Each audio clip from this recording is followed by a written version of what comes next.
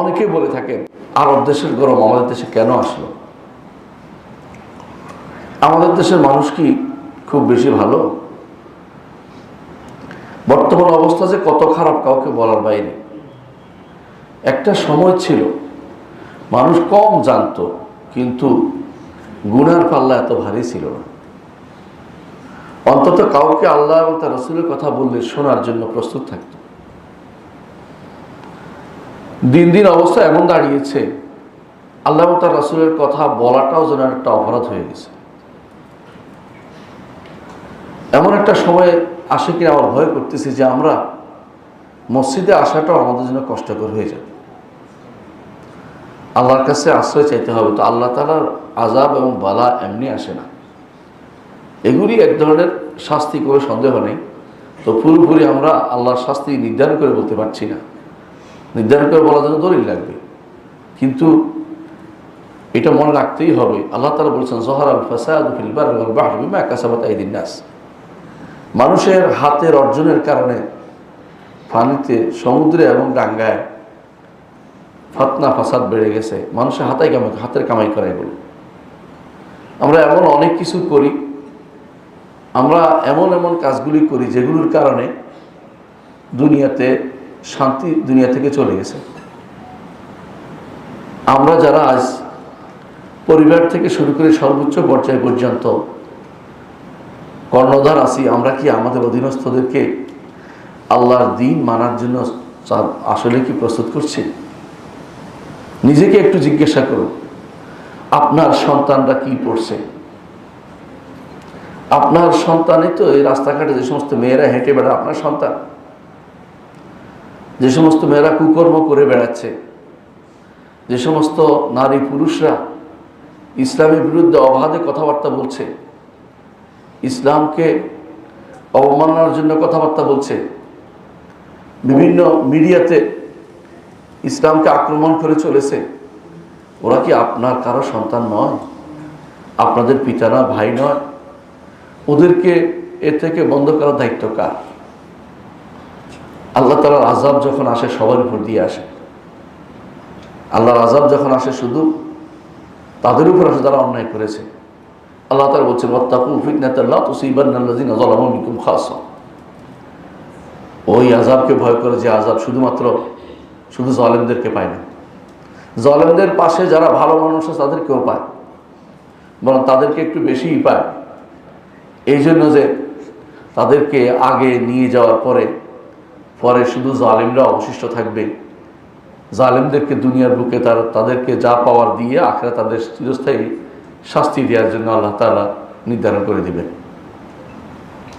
আপনার আমার উচিত আশেপাশে সমস্ত জালেম আছে এদেরকে হাত ধরা, অন্যায় কাজ থেকে বন্ধ করা, আপনার কন্যাকে দ্রুত বিয়ে দেওয়া, আপনার ছেলেকে বিয়ে শাদী দিয়ে ঘরমুখী করা, এগুলি না করে যদি কোনো বিভিন্ন ক্লাবে ছেড়ে দেন, কিশোর গ্যাংয়ে ছেড়ে দেন, মেয়েদেরকে বিভিন্ন প্রদর্শনীর জন্য ছেড়ে দেন, আপনার আমার উপর আল্লাহর আযাব কিন্তু আসবেই। আপনি যতই মনে করেন না কেন, কোনো আযাব সবাইকে একসাথে মেরে ফেলে সেটা হয়তো আসবে না। আমার নবীর দোয়ার কারণে তিনি দোয়া করেছেন আমার উম্মত যেন একেবারেই শেষ না হয়ে যায় আযাব দিয়ে। কিন্তু কিছু আযাব তো আসবেন যার মাধ্যমে আপনারা নজির দেখতে পাবেন যে কিভাবে এলাকার পর এলাকা ধ্বংস হয়ে গেছে। কোরআনে কারিমে আল্লাহ তাআলা আমাদের জন্য কিছু নিদর্শন রেখে দিয়ে বলেছেন তিলকা বুয়ুতুহুম ফাতিলকা বুয়ুতুহুম খাওয়ায়াতাম বিমা যালামু। জুলুম নির্যাতনের কারণে এই যে দেশগুলো সেগুলো খালি পড়ে আছে। কওমে আদের এলাকা আরব দেশ, সেখানে নাম এখন রবুল খালি, মানে 4 ভাগের 1 অংশ খালি, কিছু নেই, মরুভূমি। মৃত সাগর এলাকা যেগুলিকে সমকামিতার কারণে যেগুলো ধ্বংস করা হয়েছে, মৃত সাগর এলাকা, সেটা এখন সেখানে মাছ ছেড়ে দিলে মরে যায় সেই পানিতে। এত গজবের এলাকা আমাদের চোখের সামনে পড়ে আছে, সেখানে কেউ বসবাস করে না। ঠিক ওইলাতে যেখানে সামুদের এলাকা, সেখানেও কেউ বসবাস করতে পারে না। এই সমস্ত এলাকা আমাদের চোখের সামনে আছে, কিন্তু আমরা কোনোদিন শিক্ষা নেই না।